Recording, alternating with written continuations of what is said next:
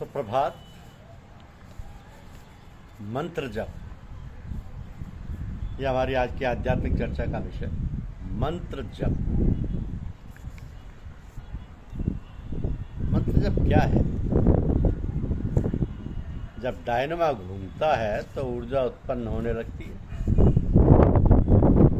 उसी प्रकार जब कोई साधक किसी शब्द विशेष यानी मंत्र को बार बार दोहराता है, जपता है,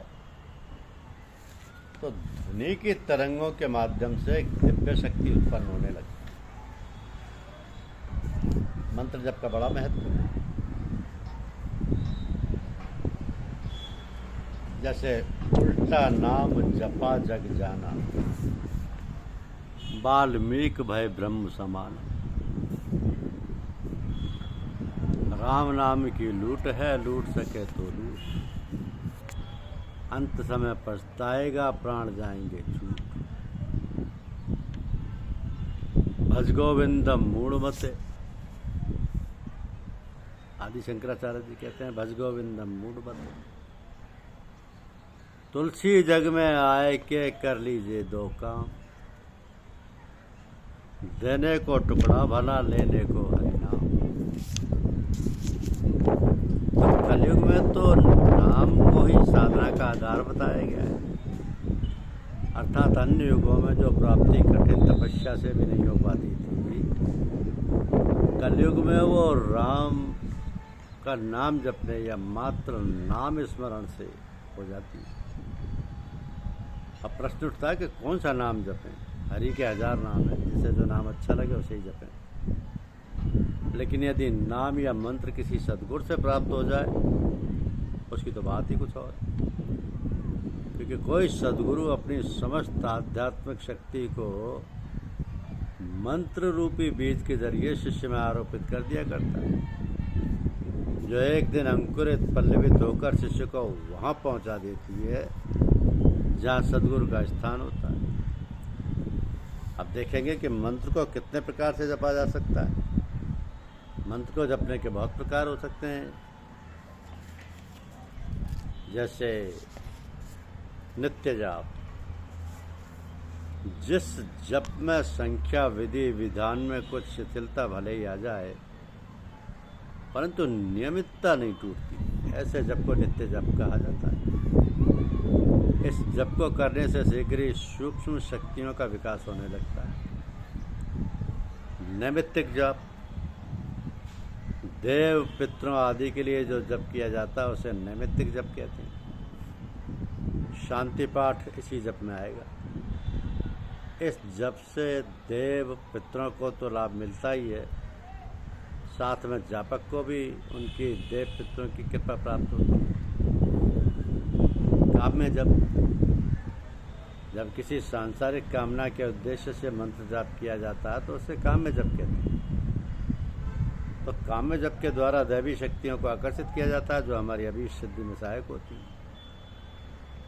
प्रायश्चित जप, मनुष्य से जाने अनजाने में पाप हो ही जाया करते हैं। ऐसे पापों से छुटकारा पाने के लिए जो जप किया जाता है उसे प्रायश्चित जप के नाम से जाना जाता है। अचल जप, विशिष्ट प्राप्ति के लिए जब साधक यह निश्चित करता है कि नित्य प्रति वह इतना जप करके ही उठेगा, तो उसे अचल जप कहते हैं। वाचिक जप, जिस मंत्र उच्चारण को पास बैठा व्यक्ति सुन सके, वाचिक जप कहते हैं। योगियों का कहना है कि इससे वाक सिद्धि होती है। उपांशु जप, मनुस्मृति के अनुसार उपांशु जप में होठ तो हिलते हैं, परंतु पास बैठा व्यक्ति सुन नहीं सकता। जापक स्वयं ही उसे सुनता है। इस जप के प्रभाव से एकाग्रता बढ़ने लगती है, वृत्तियां अंतर्मुखी होने लगती हैं और जापक सूक्ष्म शरीर में प्रवेश करने लगता है। भ्रमर जप, भ्रमर यानी भौने की गुंजार के प्रति गुनगुनाना इस जप की विशेषता है। इस जप में प्राणवायु के सहयोग से मंत्र वृत्ति की जाती है, इससे यौगिक तंद्रा आने लगती है।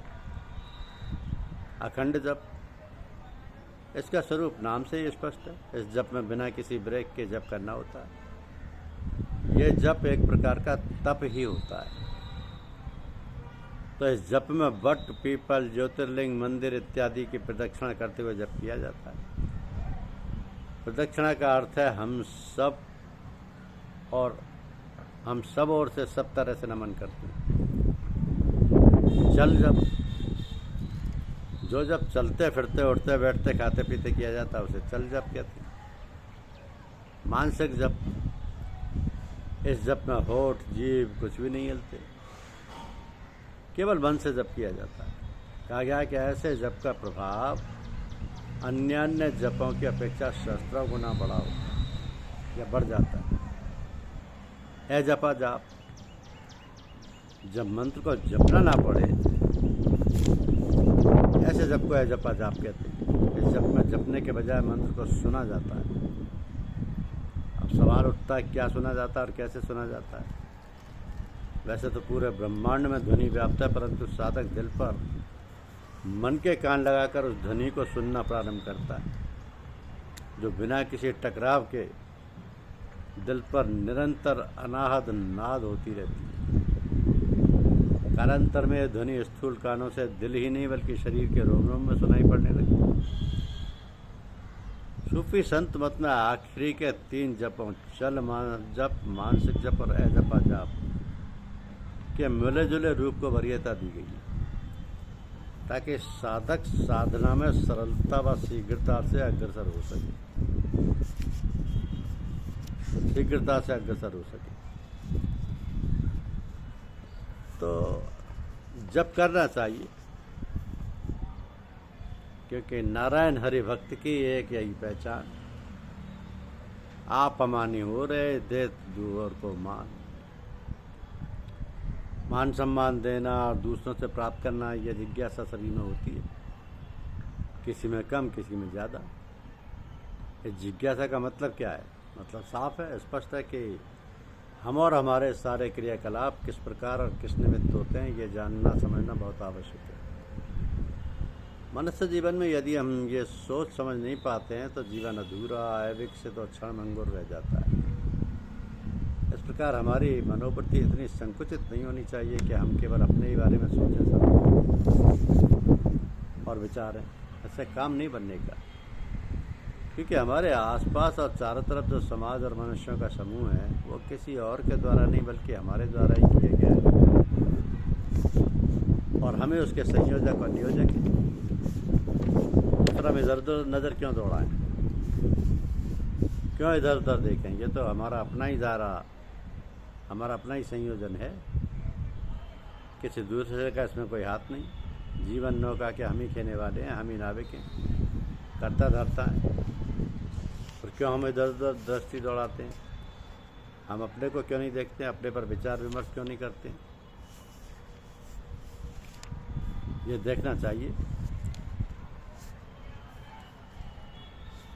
यानी तुम जैसे अंदर से हो वैसे बाहर दिखो, जैसे बाहर से दिखना या दिखलाना चाहते हो वैसे अंदर से निर्मित हो जाओ। ये अंदर बाहर की एक रूपता ही चित्त की निर्मलता है। जब चित्त निर्मल होगा, पवित्र होगा, तभी वह अंदर बाहर की एक रूपता या सरलता को धारण कर सकेगा। इस सरलता को प्राप्त करना ही साधना का ध्येय है, जीवन का लक्ष्य है। यह सरलता ही परमात्मा को प्रिय है। अवध की जनता को संबोधित करते हुए श्री राम कहते हैं कि निर्मल मन जन सो मोहि पावा, मोह कपट छल छिद्र न भावा। लोग ये पढ़कर हैरान हो सकते हैं कि तब क्या शुभकामनाएं नहीं दी जानी चाहिए?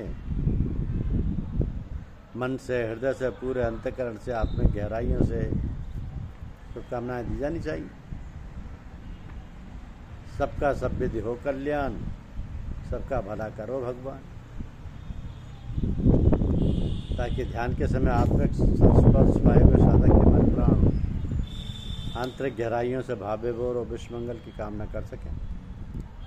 विश्वमंगल की कामना क्या है? सर्वे भवन्तु सुखिन, सर्वे सन्तु निरामया, सर्वे भद्राणि पश्यन्ति माँ कश्चित् दुःखभाग् भवेत्। ये विश्वमंगल की कामना सबके लिए करना चाहिए। सबसे बड़ा मंत्र तो यही है। कि सर्वे भवन्तु सुखिनः सर्वे सन्तु निरामया सर्वे भद्राणि पश्यन्ति मा कश्चित् दुःखभाग् भवेत्।